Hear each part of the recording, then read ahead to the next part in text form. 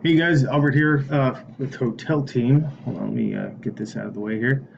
All right, we're recording. Okay, so it looks like we have a flow flaw here, so there's a little bit of confusion here. So since we rolled out in September for the internal SMTP for everybody, like I could see here that they have plenty of room, an infinite amount for contacts. He's only got 48 contacts here, but yet if you come up here, he's getting an error. Bringing up his contacts limit for his SMTP. He does have, he stated he's using the internal. I did check his SMTP. This is another thing that is a little bit confusing sometimes. So if I go to his SMTP, there's nothing telling me that this is internal.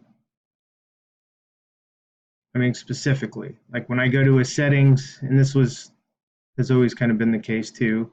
I mean, usually it's when you set it up, it's just hard to tell.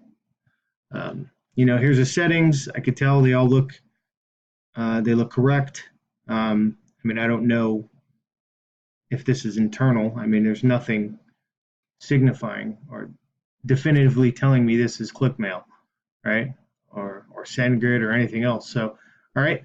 But the confusion is one for that portion of it, and then two, when we go back to his obvious contacts count is unlimited, and this error being caused or prompted. Okay, so it's causing some confusion.